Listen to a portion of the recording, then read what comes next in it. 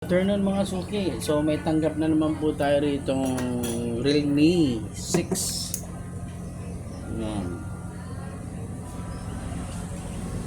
Isang Realme 6. So sa tingin ko LCD ang problema nito. Kasi nagba-vibrate lang siya. So nag-a-appear siya dito sa ano natin, sa may schematic diagram. Nagba-vibrate. Ngayon po, kanina po nag-charge siya yan, tapos hindi na matouch. And then pag inopen mo siya,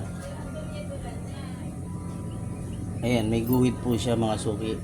Ayan, makikita mo na. So ibig sabihin po LCD po yan. So tara mga suki, buksan na po natin siya.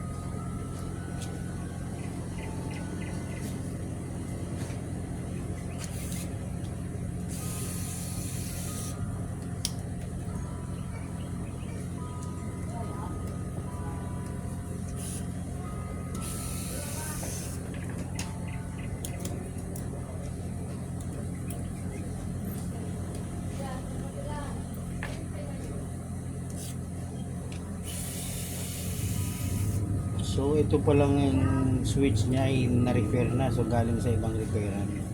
Kung makikita nyo ay may jumper na, ayan, ginawa lang ng paraan. So pinunta niya rito para magpapalit lang po ng switch, ay ng LCD. Ayan, papalitan lang po natin.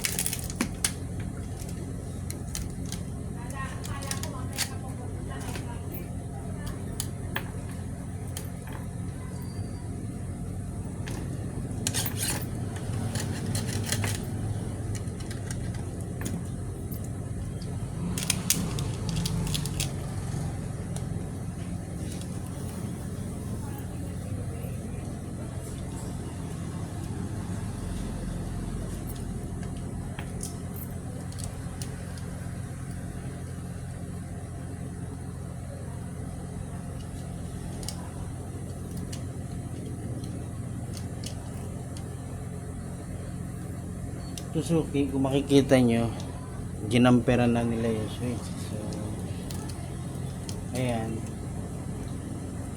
hindi natin alam kung paano ang ginawa nila rito. Parang may jumper kasi ito itong switch niya, dinirect nila.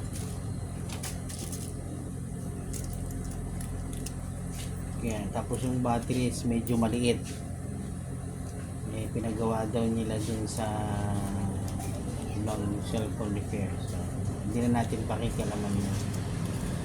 So tayo nagpalit lang ng LCD.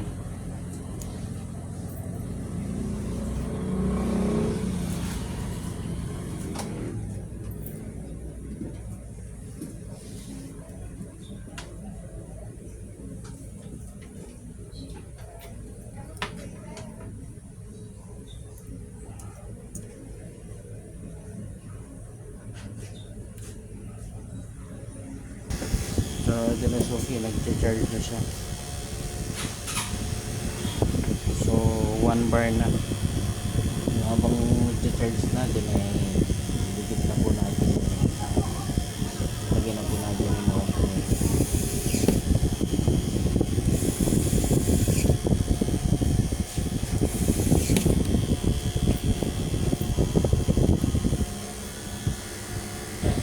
So mga suki, ito na yung Realme 6 na ginagawa natin. So nakikabit na natin yung LCD. So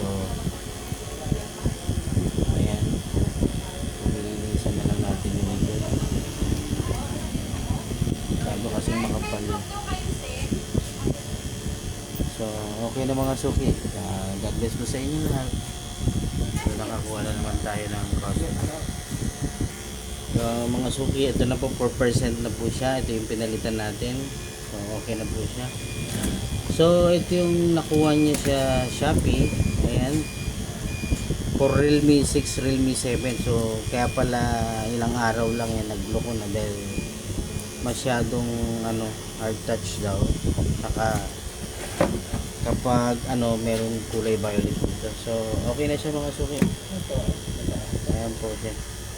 God bless po sa inyo lahat mga suki.